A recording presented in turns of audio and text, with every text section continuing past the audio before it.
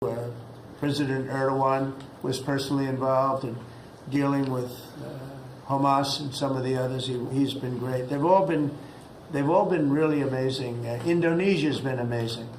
Indonesia's been fantastic.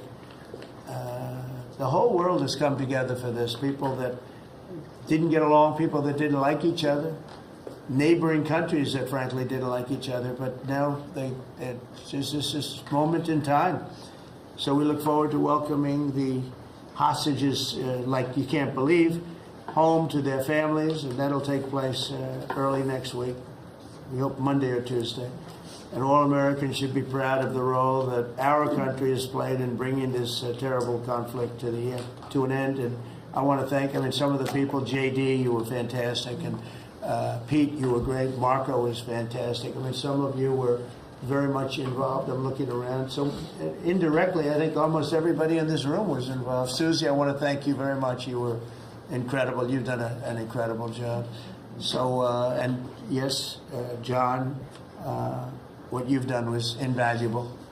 CIA, John Ratcliffe, and he's done an incredible job. So I want to thank you all, and if I'm missing anybody, I apologize, but you've been amazing. And then you have Steve Witkoff, who worked so hard.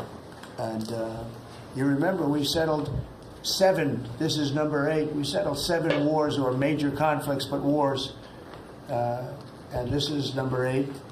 And the one that I thought would be maybe the quickest of all would be Russia-Ukraine, and I think that's going to happen too. But in the meantime, they're losing about 7,000 people a week, and that seems pretty bad. They're losing mostly soldiers, young soldiers. They go out to war, and they're getting killed. And while it doesn't affect us in a lot of ways, we've got a big ocean in between, you don't want to see that happen. It was a big mistake. That war should have never happened. It would have never happened if I were president. So we're here this morning for a cabinet meeting as my administration continues to deliver for the American people, despite the radical left lunatics that shut down our government. You have Democrats. They've lost their way. They have no leadership. We don't even know who to deal with over there. At least they know who to deal with. We have no idea who we're dealing with over there. It's like they have no idea what they're doing. Republicans have voted repeatedly to pass a clean, nonpartisan bill to reopen government at the same funding levels. We're not going to do anything only good for health care. We're really, I think, become the party of good health care. And they keep using health care as a cudgel. They want to try and get everyone thinking about health care. We're the ones that are saving health care. In fact, one of the things we're doing is we're going to be reducing the cost of medicines by 100%, 200, 300, 500%, and even more than that, because as you know, we're in the process of favored nations right now. We've exercised applause because we were subsidizing the entire world. The entire world pays a fraction of what the United States has been paying. And we've already, numerous Pfizer and other companies have already signed, and other countries are a bigger problem because they've been getting a subsidized rate. We've been paying for years. This has gone on for 30 years. We've been reducing the rate of drugs for other countries because we've been paying much more than we're supposed to. And they used all sorts of ideas like research and development. I said, what about Germany? What about these other countries? Aren't they paying? No, we have to pay research and development. It was all nonsense, and I couldn't listen to it anymore. So it's a very radical, big, tough shift. Very tough. We got a lot of things going up there. But, and you probably heard me say this in my first term, I think it was my 3rd year, we reduced drugs from the beginning of the year to the end of the year. And I was so proud of it. I actually had a news conference to announce it, and it was 1/8 of 1%. Think of that, which is barely a reduction. But it's the first time in 28 years that there was a reduction in drug prices for the year. So from the beginning to the end, it was 1/8 of 1%. And I was so proud of myself. I did something that nobody else could do. But when I started to think about it, I said, it doesn't make sense. And then I'm starting to look at numbers where a pill or a treatment or some pharmaceutical product is selling in Europe for 10% of what we pay for in New York City or in any one of our places, and cities, states. And then I see people leaving for other countries to go buy their pharmaceuticals, where they make journeys to various other countries, including Europe, where they got the best bargains of all. And I put an end to it. It's over. And now we're, in major, I guess, disputes, but we're winning the disputes by a lot. With the countries, a couple of countries said, we won't do this. I said, well, it's unfair that we're paying 10%, and, you're paying just a fraction of what we're paying for the same product made in the same plant. And they said, well, we're not going to do it. I said, that's okay. You don't have to do it. But I'm going to put a tariff of 9% or 7% or whatever the amount of money is.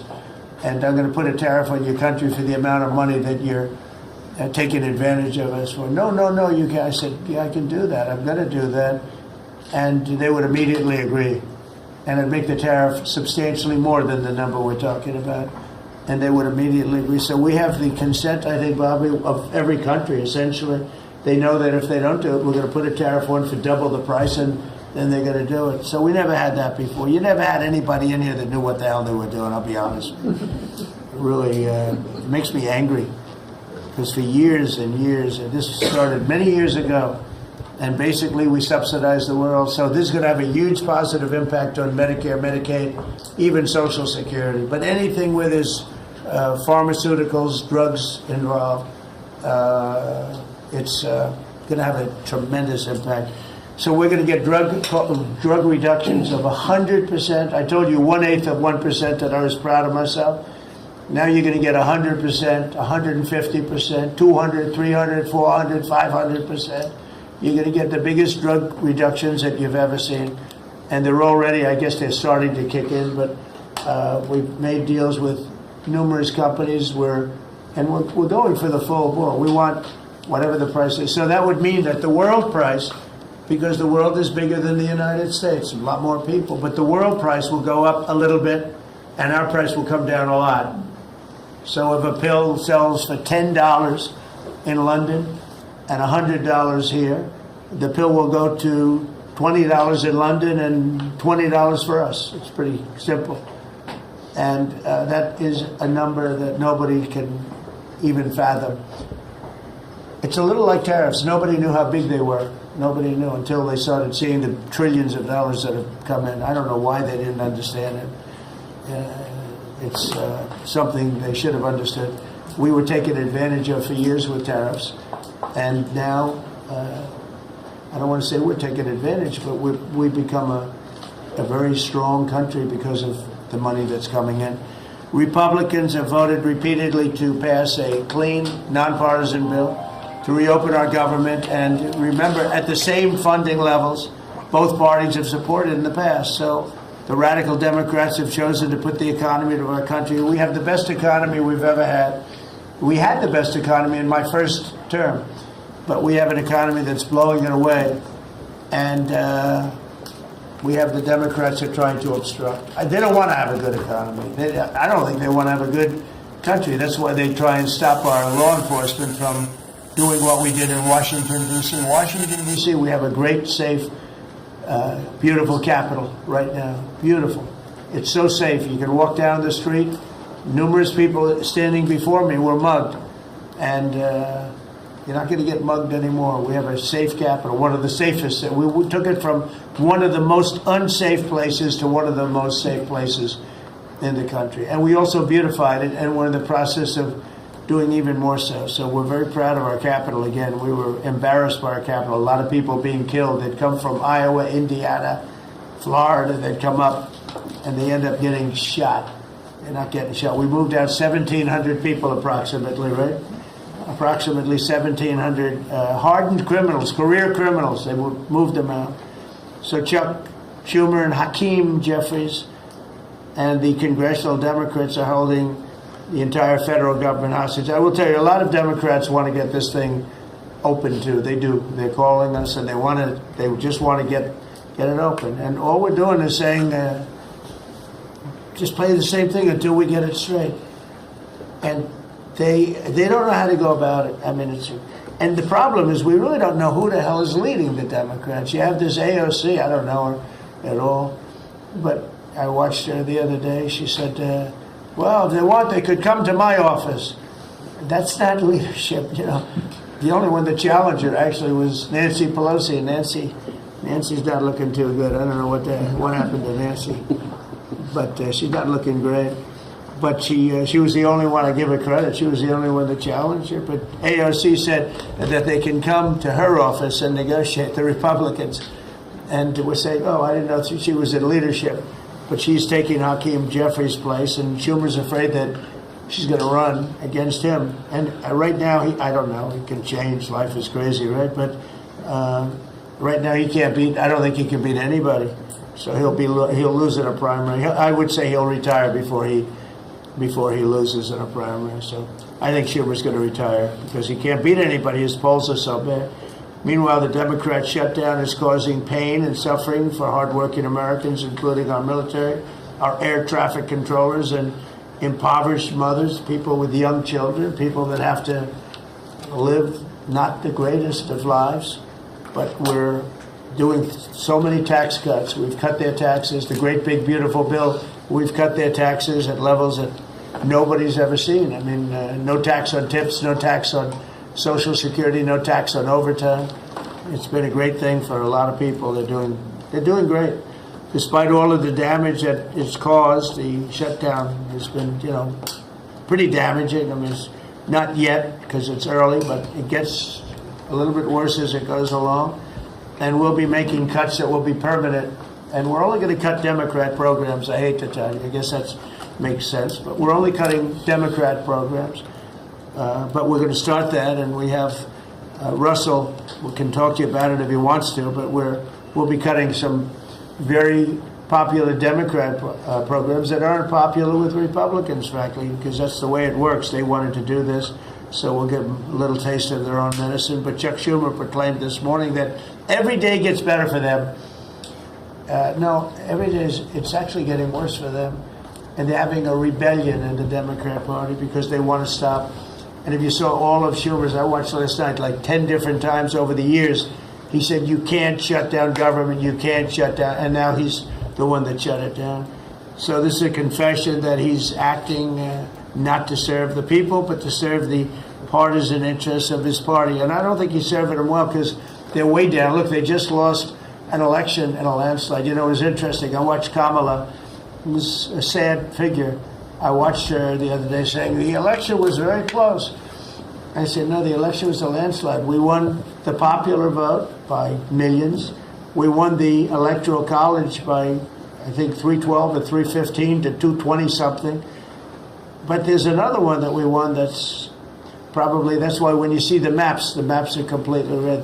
It's counties. The counties, we won at 2,505 to 525. So 2,500 to 525.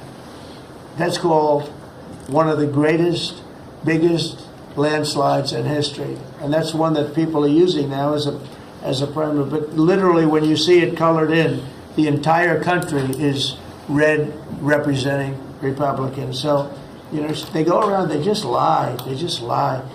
And everything's a big lie with them. Well, the other side, and the other thing I don't understand is, Christie, I looked at crime numbers in Chicago. They're through the roof. And I have a governor who stands up every day and tells us how wonderful Chicago is. It's just a lie. It's like a con job. It's like Gavin Newsom. He says how well he's doing in California, and they're doing terribly. Population's getting smaller. People are leaving. And other people are coming in. And, you know, I wouldn't say it's an even trade. While the other side is focused on playing games, the Trump administration is focused on creating jobs, bringing down prices. And we've really brought them down a lot. That's the other thing. We're bringing down prices a lot. We're bringing down grocery prices. But the big thing is energy. When you bring down energy, everything comes down. And the energy prices are way down. I see we're down to about $61 now a barrel. And what gasoline's going to be, I think gasoline's going to be below $2 at some point in the pretty near future. It's very low, much lower than it was under Sleepy Joe. And we're restoring law and order in our country, and we're restoring it here, but we're restoring it right now. We're in Memphis, we're going to Chicago, we're going to other cities. Many governors are asking us to, including Democrats are trying to ask. I don't know what the big problem is. If I were a Democrat governor, I'd be saying, whatever you can do to get crime down, I'll take anybody. You can bring them in I don't care who it is. A lot of people said that. They interviewed women, these beautiful women in Chicago, black women with a MAGA hat, a red hat. They said, we don't care who he brings in here, but this place is really dangerous. We just want crime to stop. It's true. They don't care. You know, they don't differentiate between the National Guard and the Marines. They don't care. They'll take anybody.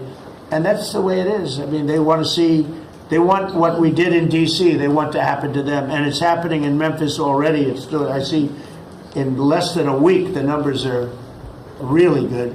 And it'll be great, and we'll fix that. We'll go to various other places, and we're going to be stopping crime in our cities, and that's a great thing, and we won't get credit for it, but it's a great thing. We've launched a historic campaign to take back our nation from the gangs and the street criminals, violent repeat offenders, illegal alien lawbreakers, domestic extremists, and savage, bloodthirsty cartels.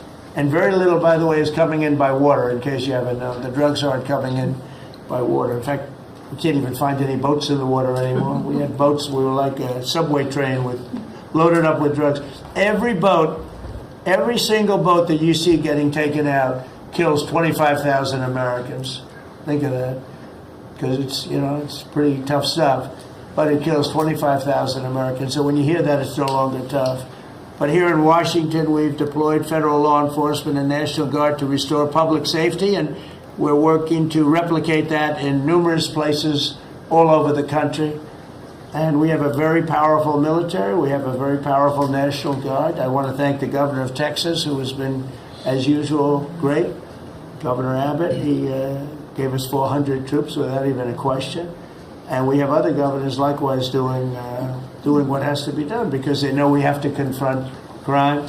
We're directly confronting the sinister threat of left-wing domestic terrorism and violence, including the terrorist group Antifa. You saw that yesterday. We had a news conference. Antifa's out of control in Portland and other places, but mostly Portland in the case of Antifa. And we had people that were really badly affected by them. It was terrible. So one of those things, but we're knocking the hell out of them. And we're looking for the people that are funding them, and those people are going to be just as guilty as the people that smack people over the head with a baseball bat.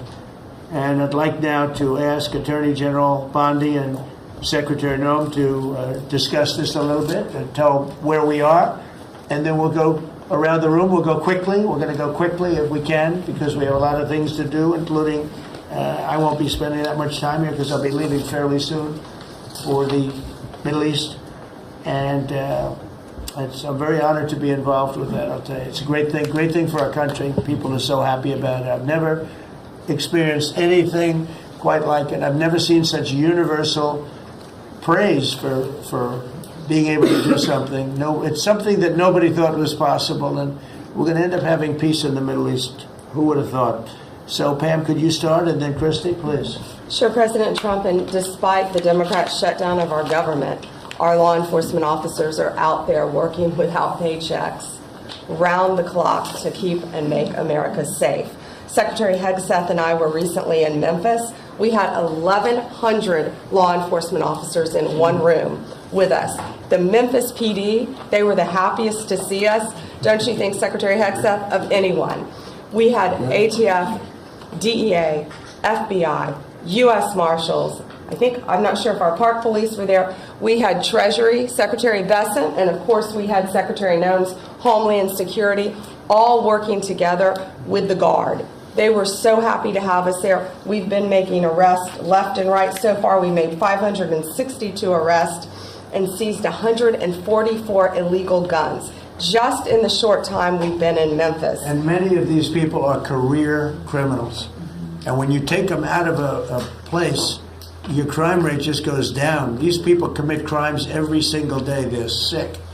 And we're taking them out. In some cases, we're bringing them back to their countries where Biden allowed, with the stupid open borders that we had in our country, to come in. But they're being brought back to other places, or they're being put in jail, but they're career criminals.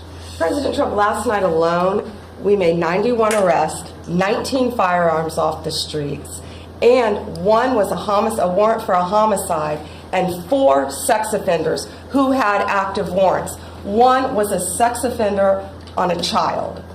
Everything we did in Memphis was worth it, in my opinion, for that one arrest. Think about that. We got a child rapist off the streets, but yet we've made 562 arrests and still going strong in Memphis. Just what we did in D.C.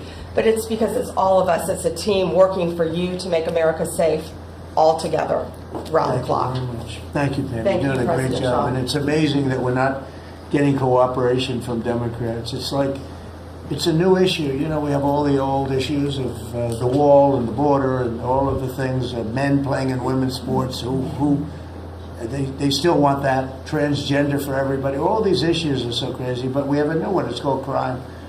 We stop crime and they allow crime. They want crime. It doesn't make sense. I think it's as ridiculous as the other things that we talk about all the time. But I've added it onto our list, a 5-letter word called crime. We stop it, and they actually incite it. It's crazy. You would think they'd want them. You'd think they'd want Christy and Pam and all of the people. If we needed the military, people will be there. We've got a massive military. We have the best numbers we've ever had for recruitment. We have a lot of people now. We have people that can't get into them. In a great economy, they want to be soldiers again. A year ago, they didn't want to even think about it. Same thing as with police and firemen, everything. They want to join. They're proud of our country again. Christy, go ahead, please. Well, sir, thank you for your leadership and for deploying all of government to help us keep our country safe. You have talked extensively about how threatened our ICE officers are, but all of our law enforcement out there. And we saw the shooting in Dallas at that facility, so we're hardening all of our buildings and making sure that we have more security measures, snipers on the roof, people to protect our law enforcement while they're out there on the streets. But what I'm also doing, sir, is, and with your authority, is we're purchasing more buildings in Chicago to operate out of. We're going to not back off. In fact, we're doubling down, and we're going to be in more parts of Chicago in response to the people there. And then I was there a few days ago and looked at some facilities that we can deploy more law enforcement out of. Because what they're trying to do with these riots and violence is distract us and keep us from going after those murderers and rapists that are out in the streets. And then I was in Portland, went out and back on Tuesday, and met with the governor, met with the mayor, met with the chief of police and the superintendent of the highway patrol. They are all lying and disingenuous and dishonest people. Because as soon as you leave the room, then they make the exact opposite response. So we're looking at new facilities to purchase. They're in Portland too, and we're going to double down. And I told them if they didn't meet our demands for safety and security on the streets and work with us, then we were going to bring in more federal law enforcement. So I want to thank Pete and the Department of War for all their help. They've been fantastic. But while we fight litigation and work with Pam on that, we're going to send more of our resources and men and women out there to keep everybody safe. So no worries. What we see in D.C. and what we see in Memphis for benefits for people in the safety and security, we'll see that in Chicago and Portland. And the numbers in Memphis, it's only a week, but the numbers have been amazing, I understand. That's exactly right. The crime numbers are way down. Fantastic. And it shows what a partnership can be between local law enforcement and the federal government. And if we have to do it the hard way in Portland and Chicago, we will. But the people demand. And President Trump, my lawyers are in court right now as we speak for you, arguing in Chicago and Portland to keep them safe, to bring in the guard. The government doesn't want it there, but we do. We're going to keep their citizens safe, thanks to The you. people want it. I don't understand the politics of it. I don't understand why a Pritzker is trying to protect people that are really bad. They're more scared of the anarchists that are on the street and the politics of it than they are of doing the right thing. I think they're afraid. Yeah, I think they're threatened. They don't tell us, but I think Pritzker's threatened by people. There's no other reason that this could be possible, that they don't want to have a safe Chicago. And we can solve the problem very quickly. And we're doing that anyway, regardless of if he doesn't want it or if he does want it, we're doing it anyway. So make sure. I asked the mayor that himself. He said that Portland was perfectly safe, a beautiful city, no problems. And I said, well, why did you clear the streets for me today then and build out a 4-block radius to make sure I could get in and out of here? And these people on the street screaming death to ICE. There's graffiti that says Molotovs melt ICE. We have the guillotines. We're going to use them. Portland's almost different. It's like anarchists. It is. It really is. You know, it's really different than a lot It's of the awful. others. This is a sick situation, but those are anarchists. Those are people that want to overthrow government. They're really degenerates. And we're finding out who is supplying all of those beautiful signs and everything Well, else. Scott's been fantastic. His team finding the financial networks is great. That's what Okay, gives everybody. Scott will do that. That's easy for Scott. We got a great team, sir. Oh, that's good. How about we go to Marco? You can talk a little bit about what's going on, and Well, go ahead. yeah, Mr. President. I don't know if one day perhaps the entire story will be told about the events of yesterday, but suffice it to say, it's not an exaggeration that none of it would have been possible without the President of the United States being involved.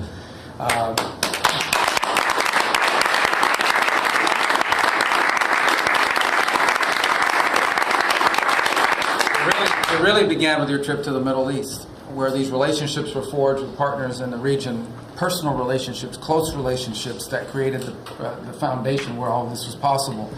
Where I think this really took a turn. Remember, a month ago, no one thought this was possible.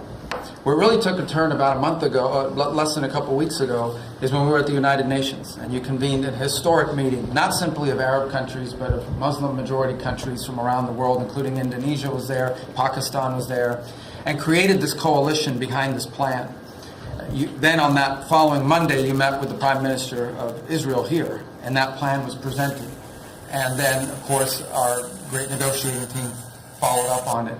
In the interim, again, perhaps the stories will be told, perhaps they will never be told. The President had some extraordinary phone calls and meetings that required a high degree of intensity and commitment, and made this happen. And I think what's important to understand is that yesterday what happened was really a human story. There's a geopolitical aspect to it, there's no doubt about it. It creates the conditions for Gaza to one day be a normal place again, and people to have a better life, and Israelis to be safe. But yesterday was a human story. And because of the work you put in, and honestly, not only is there no other leader in the world that could have put this together, Mr. President, but frankly, I don't know of any American president in the modern era that could have made this possible. Because of the actions you have taken unrelated to this, and because of who you are and what you've done and how you're viewed. And this weekend, because of that, at some point very soon, we are going to see 20 living human beings emerge from the darkness into the light for the first time in 2 years. And that is because not only were you used the credibility and the power and the prestige of this office and the relationships you created, and you committed yourself to making it happen. And I think it will go down as a historic moment in the history of our country, and something our country should be very proud of, that we have a president that's committed to not just peace, but to the human aspect of reuniting these families. My last point on this is just a couple of days ago, Secretary Lutnick hosted us all, many of us, at the Kennedy Center. And we have these families, we've interacted with them for so many years, for 2 years now. And the stories are heartbreaking, both whose families are alive and those who are deceased as well, who want their relatives back so that they can complete the process of grieving. And it was, we had all hoped that perhaps that was the day that we would have an announcement for them on the anniversary of the 7th. But I know you were able to speak to some of those families last night. And I just hope the whole nation understands how incredibly proud they should be of their president and of their country for the role that they've played. And I don't want to let this moment pass, Mr. President, without also noting the incredible work of Steve Witkoff and Jared Kushner. Yeah. They're an incredible team working together, facing some substantial impediments to even being there this weekend and doing it. Let me just leave it at that. And they've done a great job on your behalf, Mr. President. They deserve a tremendous amount of credit. But thank you for what you've done for the world. For the world. Thank you very much, Marco. I appreciate it. I think because we have a very busy day with all that's going on, what we'll do is maybe just a few of you raise your hand if you'd like to say something that don't talk too long. He's doing such a great job. So good that he can talk all day. That's the problem, right? But and what we'll do is just take a few hands, and then we'll go back to getting peace done. Okay? We'll go a little bit quicker. We'll take a few questions from the press. Go ahead, please. President Trump, I just want to double down on what Marco was sharing. It's such a remarkable accomplishment. Agree that no other president could have done this, but what set the groundwork for you able to do that? When you took office on January 20th, you made a 180-degree turn in our military strength with Pete's leadership. You were the master class in peace through strength. So militarily, we've completely turned around. We've demonstrated that through execution against Iran and others, that we have force. We want to end wars, but we'll use power if we have to. And then secondarily, peace through strength is also the prosperity, having the strongest economy and being willing to wield the power of a tariff in addition to the military power to reorder the globe. Those two things that you're standing on, both economic power and military power, allowed these negotiations to go forward. And I think as you've described, the importance of these economic negotiations and all the trade deals, but that also begins with another 180-degree turn, and that was a 180-degree turn on energy. You have used energy diplomacy to bring prosperity to the American people, and you've used it to bring peace abroad. The combination of those three things have been remarkable, and now we're seeing the remarkable result. And we got one more that I know you want to end with Russia and Ukraine. Energy is going to play a key role in that. And now with this historic agreement, we're in a position working with the Middle East to also end the Russian-Ukraine conflict. So again, congratulations. Thank you very much, Jim. I appreciate it. Maybe I'll go to you for a second. You can just cap out what he said about the military, how well we're doing and how big it is and how strong it is.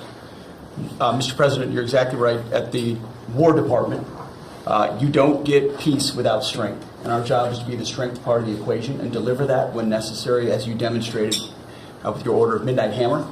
And the entire world saw. And I just want to echo what Marco said. It is a personal honor to be able to witness the way you lead and negotiate. I wish people had a full understanding of what that looks like, that historic nature. A lot of us vets, the Vice President, Tulsi, Lee, Doug, probably after decades of war and the chaos that was unleashed through reckless and foolish American policies, never thought this kind of peace would be possible. Yet, with your strength, with your ability to wield trade negotiations, personal relationships, to open up that opportunity is truly historic on the world stage. And it creates a whole number of other cascading effects. And watching Marco and the Vice President and Steve and Jared, the CIA director, everybody come together to make it happen.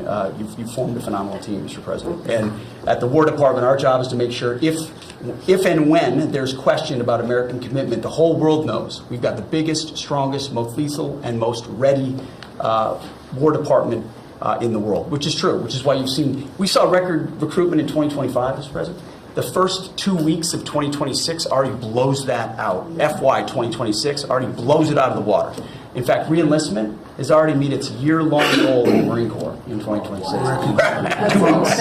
Okay. You can't. There's no other way to create that kind of love and enthusiasm than with your leadership, sir. And it is an honor to work with Pam and with Christy and the cities across the country to make sure American citizens and law enforcement are protected with our National Guard. That's a core mission. And last thing, Mr. President, on the southwest border, the first group that rotated in to lock down that border to zero crossings is now rotating out, and with a new border medal, the Southwest Border Medal, or it's actually called the Mexican Border Medal, revived from 1918, that will be pinning on their chest. So thank you for renaming the department, and we're trying to live up to it every day. Thank you, sir. I mean, think of this. We have record numbers of recruitment. 1 year ago, there were stories, front page stories, so we couldn't get anybody to join the Army, Navy, Air Force, Marines, Coast Guard. My beautiful, I call it our beautiful Space Force. I love our Space Force. It's turned out to be very important. But we couldn't get anybody to join. Nobody wanted to join, including our police and fire. They didn't want to join anything. Recruitment was embarrassing. We couldn't get anybody. And now we're brimming. Now it's, and they're getting in based on merit now. A soldier's a soldier. They come in now based on merit, not based on woke stuff that anybody can qualify. You have to qualify for jobs. You have to qualify for certain types of jobs. And it's amazing. So we were embarrassed a year ago. Think of it, a little bit more than a year ago. I think it stopped on November 5th. I think it really started, this all started on November 5th, the election day, but now everybody wants to be, and we have an overabundance, and maybe we should raise it a little bit. I don't know. I like that idea, sir. But we could raise it. But we have so many people want to join, and they're proud of our country again. JD, could I ask you to say a few words? Yes, sir. So just a couple of things. Mr. President, first of all, congratulations on yesterday. It was a big day. To Marco, to Susie, to the entire team. But in particular, viewing it from this perspective where for months the fake news media attacked you, attacked the entire team, attacked your approach. You know, the definition of insanity is to do the same thing again and again, expecting a different result. The reason we're here is because the president actually charted a different course with a different team. He vested a lot of authority in Steve Witkoff in particular, and that's why we're here. It's because you did something different, and I think it's important to recognize that. I also think the president, you know, Marco mentioned the president's personal touch being a big part of this. The one thing I would say is obviously the President of the United States, a New York real estate billionaire, one of the most famous New Yorkers in the world, has a lot of interaction with a lot of people who are very pro-Israel. I think that was an important set of experiences and life experiences that he brought to the table. He also, of course, knew one of the most famous Palestinians in the world, Chuck Schumer. And I think without that background of knowledge, it would have been impossible to get us to this moment. Second thing I want to say, just on Chuck Schumer, the president mentioned this, that Chuck Schumer said this has been very good for us this morning about the shutdown. One of the things that we talked about before all the media came in, and that all of us are going to work on for the rest of the day, we've been working on for days, is how to make the shutdown as painless as possible on the American people. So while Chuck Schumer brags about this being good, and I think the president is right, it's not good for him politically as much as he might think that it is, it's causing real consequences for the American people. There's a low-income food program, the WIC program, that my mom actually used when I was a baby. That program is about to be underfunded and is about to get cut off because Chuck Schumer won't open the government. We have troops. The Secretary of War mentioned how well we're doing on recruitment. We're trying to figure out how to pay our troops because Chuck Schumer is shutting down the U.S. government. There are veterans benefits that are going to suffer. There are Americans that are going to suffer because Chuck Schumer refuses to do his job. So while we're all celebrating this incredible success that we've had on the world stage, the country could be doing so much better if Chuck Schumer did his job and opened the government. Every single Republican, except for Rand Paul, has voted to open the government. A few moderate Democrats, to their credit, have voted with us to open the government. We just need 5 more Democrats to come to their senses and let the people's government serve the American people. I hope that they'll do that. Thank you. Thank you, sir. Chris, what's it? Yeah, to follow up on that point, Mr. President, the Democrat or Schumer shutdown did not begin 8 or 9 days ago. It began 8 or 9 months ago with your inauguration. For the first time in American history, every Senate confirmed appointee who are our deputies to run our department, every one of them has been filibustered. One of the critical parts of my department is the National Nuclear Security Administration. It maintains, manufactures our nuclear weapons and our engines for nuclear submarines and nuclear aircraft carriers. We are a key supplier to Secretary of War Pete Hegseth. They filibustered, the Democrats filibustered the leader, the administrator of the National Nuclear Security Administration, would not let him come into my department until the Republicans 2 weeks ago changed the Senate rules so they could confirm him and we could have a leader. They filibustered the leadership, now they're filibustering the funding. In the next 6-7 days, we're going to run out of funding, and the retooling of our nuclear stockpile, the ultimate guarantor of our sovereignty, is going to be underfunded, and we're going to have to slow down and creep to us crawl these efforts. Just incredibly irresponsible for Schumer to worry about his own reelection and not the 340 million Americans that count on the efforts of our military and all of our departments. It's truly offensive, and we need to bring it to an end as soon as possible. Let's open the government back up. And you're doing a great job. Thank you very much. Bobby, did you want to say something? You got a lot of things happening. A lot of things. A lot of very positive things, actually. Mr. President, I'm glad you're getting bipartisan accolades on the Mideast peace agreement. You should also get bipartisan accolades on the MFN agreement. It is a historic agreement that's going to benefit every hardworking American. It's going to lower the price of drugs for every American. By the time this administration is over, we will have 95% of the drugs in this country will be the lowest price in the world. It immediately begins to affect Medicaid, Medicare. Social Security, the other government programs. I remember when I went through the confirmation process, and the principal preoccupation of the Democrats during that process was whether I would continue the IRA negotiations on drugs. The Democrats negotiated 10 drugs. I'm supposed to negotiate every year 15.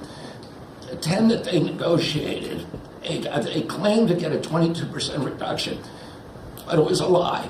It was 22% under the list price, which was actually higher than the price we were getting. Medicaid, Medicare ended up paying more for those drugs than they were paying beforehand. They only got a benefit on one drug. One was tied. 8 of them were lower. So they should be applauding what we're doing now. We're doing something that every administration, Democrat and Republican, has been saying that it was going to do for decades, and you got it done because you understood the power of the tariffs. We had leverage over these companies. And you did it in a way which you asked us to do, to negotiate in a way that was not going to stifle innovation, that was going to make sure that those companies could bring their production home, and they are doing that. And it was a profound success. It will affect every American for 100 years. And you should be getting bipartisan accolades on that. I'll say one other thing about Tylenol, only because of this. This morning before I came in here, somebody showed me a TikTok video of a pregnant woman, 8 months pregnant. She is an associate professor at the Columbia Medical School. And she is saying F Trump and gobbling Tylenol with her baby in her placenta. And the level of Trump derangement syndrome has now left political landscapes, and it is now in the realm of pathology. And a mother could overwhelm millions of years of maternal instinct to put her baby at risk. And all you have to do is look at the studies which you and I talked about. It's not dispositive that cause autism. It is so suggestive that anybody who takes this stuff during pregnancy, unless they have to, is irresponsible. There are 15 rodent studies. Every one of them shows if you give it to the mother, the babies, and particularly the male babies, have profound neurological and behavioral changes. There is a study from Johns Hopkins on cord blood where they divided women into 3 categories: those who had the least acetaminophen in their cord blood, and those who had the most. The ones with the most had 3.6 times the rate of autism in their children. The middle category had 2.2 times, so it's a dose-related response. And there are dozens of studies that show the countries that use the most have the highest level of autism. Cuba has the lowest level in the world of acetaminophen use, and it has the lowest autism rate in the world. So this is not dispositive. It is not proof. We're doing the studies to make the proof. But in the meantime, the precautionary principle should apply. And any mother who is taking this stuff during pregnancy just to get back at Donald Trump is doing something that is pathological. And we're seeing that across the board. I got a lot of other stuff to talk about, but I know we got a short time here. But thank you, Mr. President. You're making our country healthier again. Thank you, Bobby. Could you just the record state what the autism was, let's say, 20 years ago and what it is today? In 1970, the largest epidemiological study in history was performed. 900,000 kids were looked at. They were looking for autism in Wisconsin children. They looked at every child in Wisconsin who was 8 years old. They found an autism rate of 0.7 per 10,000. So almost close to 1 in 20,000, less than 1 in 10,000. Today, the autism rates are nationally 1 in 31, but it's actually much worse than that because California, which has the best collection system, reports an autism rate of 1 in every 19 children, 1 in every 12.5 boys. This is a national security issue. There is nothing more important, and I'm grateful to you, Mr. President, because you know the flack that you take for talking about this issue. You've shown courage and you've shown leadership, and I can't thank you enough for letting me do this work. Thank you. So think of that, 1 in 20,000, and now it's 1 in 12 for boys. 1 in 18, 19 for girls. So obviously there's something that's artificially, I think, induced, something, whether it's the vaccines in terms of these massive vaccines that are twice the size of a jar like that, of a glass of water like that, I mean, into a baby's body. And I've suggested get them in doses, get them in, maybe 20%, 30%, but smaller, not such a big. I think, that. And we had certain recommendations, the MMR, take them separately. The measles is already separate now, and it works out much better. But there doesn't seem to be any impact if you take it separately. If you take it as a combination, it's not so great. And some other things. But I would say don't take Tylenol if you're pregnant, and when the baby is born, don't give it Tylenol. You can avoid it at all. Just don't give it Tylenol. I'll say this Really, also. what do you have to lose? You really don't have much to lose. Yeah, go ahead. There's also there's many other confirmation studies. There's 2 studies that show children who are circumcised early have double the rate of autism. It's highly likely because they're given Tylenol. None of this is positive, but all of it is stuff that we should be paying attention to. But, there's a tremendous amount of proof or evidence, I would say, as a non-doctor, but I've studied this a long time ago. I met Bobby in my office 20 years ago. We were talking about the same thing 20 years ago. And I was a real estate developer. It bothered me that it seemed to be getting worse, but it's so bad now when you hear these numbers. It's not even really sustainable. I don't know how people do it, but there is some very strong evidence on Tylenol. In fact, at one point, I guess the company gave a warning. They still don't recommend it during pregnancy. That's the weird thing. They're not recommending it, and that's the company itself. So just don't take it. Don't take it. If you're a woman, don't take it, and don't give it to the baby when the baby's born, and I think that's going to have an impact. But I'd also get the shots in smaller doses. There are a few things, we gave a few things that just seem to be, and I think you'd get that number way back up. Think of it. You have 1 in 20,000, and now it's not even believable when you think that 20,000 drops to 12 children. So that's induced by something that's given or taken, and it should be able to be stopped. And you're talking about the Pennsylvania Dutch, you were talking about the Amish, where they don't take any of this stuff, and they have virtually none, right? They have no autism. So we're doing something very bad. Somebody's been given some bad things. Other countries, by the way, we have 82 vaccines that we give simultaneously. And I'm a vaccine believer, by the way. I believe in the polio vaccine. I believe in a lot of vaccines.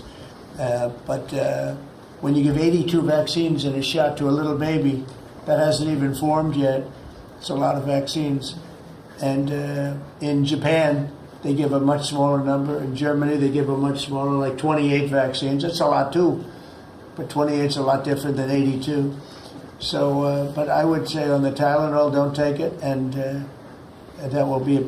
I think it's going to be a big factor. I think it'll be a very good result, and I hope we're going to be able to see that result in the not too distant future. Because certainly, people have heard us loud and clear. That's why I bring it up again. That's why I asked you to talk about it, because this is a horrible thing, and if you don't take it, I mean, you have to tough it through sometimes. There are other things you can do, but you have to tough it out. It's easy for me to say, but I think you're going to see numbers that will be it'll be so significantly improved, and maybe fully improved. I mean, there's something there. There's something going on, and we have to address it. And so I'm addressing it the best I can as a non-doctor, but I'm a man of common sense. Okay, any other questions? I'd like to comment on the workforce. Mr. President, a lot of people are calling to give you the Nobel Peace Prize after this peace deal that you managed to achieve in the Middle East. First of all, your opinion on that, and I was wondering about your trip to the Middle East, if you can tell us if you're considering to speak at the Knesset, at the Israeli parliament.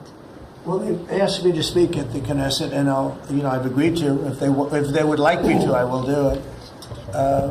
it's the first time a president has ever done that, so that makes it very interesting, right? Yeah. But yeah, so I will do it if they want me to. They have asked me to do that. Thank you. Families of hostages are out in the streets in Israel dancing and crying tears They're of all joy. dancing in the streets right now. They're dancing in the streets. They're so happy. Everybody's happy.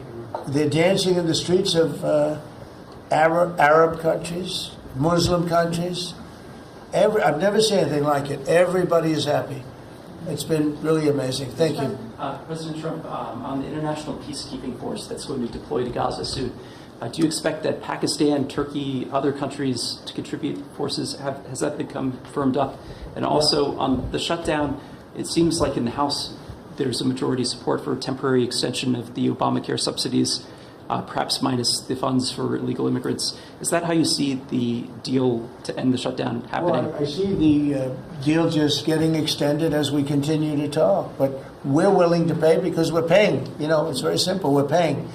And the Democrats are the ones that caused this problem. And it's a big problem for them. And they have a lot of break in their ranks. But so I see that, you know, I think that'll get worked out. But we want to get back before we do this. We don't want to have a gun held to our head. We don't like that. And the public doesn't like it either. So we want to get back. And I think it's going to work out. I think it's going to work out very well. It's something that shouldn't have happened. This was supposed to take place before the election. You know, this was supposed to take place on September 28th before the election. We shouldn't even be talking about this right now. This is actually something that shouldn't have even happened. Yeah, please. Mr. President, looking ahead, what guarantees Hamas disarms and that Israel doesn't resume bombing once the hostages Well, are the first released? thing we're doing is getting our hostages back. Okay, and that's what people wanted more than anything else. They wanted these hostages back that have lived in hell like nobody has ever even dreamt possible. And after that, we'll see. But they've agreed to things, and I think it's going to move along pretty well. But what is phase two? When does it I'm not begin? going to talk about that because you sort of know what phase two is, but there will be disarming, there will be pullbacks, there will be a lot of things that are happening. You know, I gave you a whole list of 22 different things that will take place. And I think it'll take place, and I think you're going to end up with peace in the Middle East. But we have to get our hostages back. And we weren't going to do it at the end. We're going to do it at the beginning. We said we want them at the beginning. We're not doing it. You know, we got the hostages back. We did, as a group, with Steve and Jared and Marco and me and all of us. We got the hostages back. We got many of them back. Many, unfortunately, were dead. But we got many back that are now living with their families, with their parents in many cases, and with their husbands, families, wives. Many of them, they celebrate all over. They're the ones that are celebrating the loudest. They're all over. There are a lot of them that we got out. But the last 20, and I always said the last ones are going to be the most difficult. But it's been a very big deal getting the hostages out. But the rest is going to take place too. And can you promise Palestinians they will be able to stay? Well, they know exactly what we're doing. We're going to create something where people can live. You can't live right now in Gaza. The place it's a horrible situation. Nobody's ever seen anything like it. So yeah, we're going to create better conditions for people. Yeah, please. Mr. President, what kind of security guarantees is the United States going to make for Gaza? Well, we're going to work with very wealthy countries that love people, frankly. I know them very well. They love people, but they love Arab people, and they love Muslims, and they love, I think right now they love everybody, and they're immensely wealthy, and they're going to be involved in putting up money, and for them it's a small amount of money. For somebody else it's a large amount of money, but you know, these are the wealthiest countries in the world, and they'll be very much involved in making it as good as possible. And what's your take now on a two-state solution, sir? Just to follow up on that, what is your view now on a two-state solution for the? I don't have a view. I'm going to go with what they agreed to. Mr. President, given that there are some tough provisions for Israel in this agreement, are you at all concerned that Bibi Netanyahu may not continue in his post? He may be deposed. That Bibi may go a little bit out of whack. That he may no longer be prime minister when this is over. Look, that's politics. It could be. I don't know. I think he's very popular right now. He's much more popular today than he was 5 days ago. I can tell you. Right now, maybe people shouldn't run against him. 5 days ago, it might not have been a bad idea. No, Bibi's become. This has been a very good thing. I don't think he did it for that reason. Okay, but I think just looking as an analyst would look at this, I think Bibi should be very popular right now. Yeah, please. What will happen if Hamas says that it cannot locate or was not able to find all of the deceased hostages' bodies within the time frame? Well, we'll frame? have to see. I think that's going to be, it's largely been answered. We know where most of them are. Actually, the bodies are a bigger problem because some of the bodies are going to be a little bit hard to find. It's a terrible thing to discuss even, but you understand, we're all people, we're grown-ups, we understand life. Nobody can understand this stuff because this could have taken place, but we have the hostages for the most part, and so I don't think it's going to be overly big. The situation with the bodies, they say 20, 28, some are going to be a little bit hard to find, but we're going to do the best we can. Yeah, please. If they don't find them within the time frame. Please. Thank you, sir. Regarding Jared Kushner's role in the negotiations, can you explain a little bit about why he came on at the last minute? And then in regards to the WIC program that the Vice President mentioned, do you know when the funding that you promised through the tariff revenue will actually go through to communities? Because there's reports that WIC providers are actually starting to close down today. Well, okay, let me just answer to Jared. So Jared's a very smart guy. He did the Abraham Accords.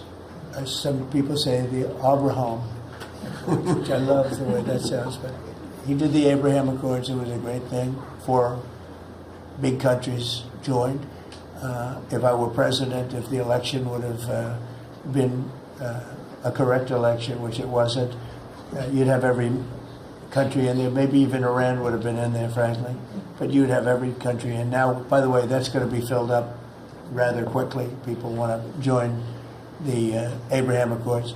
And I put Jared there because he's a very smart person, and he knows the region, knows the people, knows a lot of the players. And the combination of him and Steve Witkoff and Marco and Cooper, who is, as I hear, has been fantastic, and others that were involved. JD was very much involved. I mean, we had a very smart group of people working. We had a lot of different players, different countries, and very diverse countries, very different from each other. They had certain things in common, but they had a lot of things, mostly things that were not at all common to their countries. So we had a very smart group of people. These are high IQ people. Okay, I talk about how many low IQ people we have in our government. We got some real low ones, but some shockingly low. But these are very high IQ people, and that's what we want. I like high IQ people. Yeah. Mr. President, thank you. Can I ask you about the China? You're meeting with President Xi. The Chinese have now set to put in new export controls on rare earth minerals, and they've stopped buying soybeans from the U.S. What do you hope to get out of that meeting now with President Xi? Well, we'll see. I mean, I just heard this a little while ago before we came in, so I haven't been briefed on it. The export. Look, we have the ultimate export. We have import, and we have export. We import from China massive amounts, and maybe we'll have to stop doing that. But I don't know exactly what it is. Neither do you. Neither does anybody. It's a little bit soon. I just heard about it. So Scott and Howard will figure that out, and I'm sure we'll be able to handle it. Can I ask you about the soybeans? What is the plan to help farmers? Is it direct checks? Is it tax? Have you sorted that out yet? Well, what happens with soybeans is we're going to see more and more, I think, opening up, and part of the reason that we'll be discussing, he's got things that he wants to discuss with me, and I have things that I want to discuss with him, and one of the things is soybeans. I had a great deal with China where they would buy $50 billion worth of our farm product and manufacturing and other things, but farm product. And it was going along well. Then when the election turned out to be a rigged election and we had the wrong guy get in there, he didn't do anything about it. I used to call up President Xi every 2 weeks, or I'd call up people in China, say, you got to keep going, you're not buying the amount that you agreed to. And this went on for, ever since we signed the agreement. It was a great agreement. So they used to do 15 billion. and I got it up to 50 billion, 50, and it was great. Then when Biden got in, they just never adhered to the agreement, and nobody in Biden's group, as you can imagine, did anything about it. So it just sat there for 4 years, and they didn't adhere to the agreement. And it's hard to go back after 4 years of nobody calling them, but I used to call them every 2 weeks. I'd say, you're a little low, or I appreciate it. Oftentimes I'd say, thank you very much, you are totally adhering to the agreement. But we had an agreement, they would buy $50 billion worth of our product, mostly farm product. And remember I said to the farmers, buy larger tractors and more land. And that's exactly what happened. They did well. But we do suffer. I'd like you to discuss that maybe for a second, Brooke. Sure. Very quickly, by the way. Yes, sir. But would you just talk about how Biden let us down? Biden, every single thing, every problem the farmer has is because Biden didn't do anything for 4 years. Go ahead. No, I think that's right. This president has been unequivocal in his support of the farmers. First of all, in term one, we worked on it so hard and opened up markets, but especially this term. But here's what everyone has to understand. The farm economy is in a very uncertain time. But that isn't because of the current trade negotiations, although certainly the China part is part of that. But we inherited a slew of issues. First of all, as the president said, when we left Trump 1, we had an agriculture trade surplus. When we came back for Trump 2, it was a $50 billion ag deficit. That isn't everything, that's just agriculture. The second part is the cost of inputs for our farmers increased on average between 30 and 38%, but that includes fertilizer, it includes fuel, it includes interest rates, it includes labor. All of this came about under Joe Biden, a 47% increase in the cost of labor that now Secretary Chavez-DeRimmer and Noam and I are working on. Fuel is coming down, thank you. Interest rates, thankfully, are coming down to 73% increase in interest rates for our farmers. They couldn't get loans to make sure that they could move forward. So that's all really, really important. And I think we have to realize what the president's commitment is this, that we are moving into an era of rural prosperity, of a golden age for our farmers in rural America. The trade renegotiations and the trade realignment that Jameson and Scott and Howard have led with the president's leadership is unlike anything that's happened in the history of our country. And those that will benefit the most are the original Americans, our farmers and our ranchers. The president has committed, if we need a bridge, he has talked about that to get us from the Biden years to the new Trump era. That's what we're working on every day. We've got to get the government reopened so that we can move forward on that. And once we do, we'll be able to move out a significant program to help our farmers. Long term, we have to change this hamster wheel of government. We've got to ensure that the farmers have the market to sell, and it's a national security issue and onshoring a lot of the food as well. Okay, So, sir, thank you. Thank you, everybody. I think that's enough. Thank you, President. Thank you. The country is doing very well. Thank you very much, everybody. Thank you, guys. Thank you. Let's go, guys. Thanks, guys. Let's go. Head out, guys. Thank you. Right this way. Thanks, guys. Grab the camera. We can come back. Head out. Thank you. Of course. Check it out. Come on.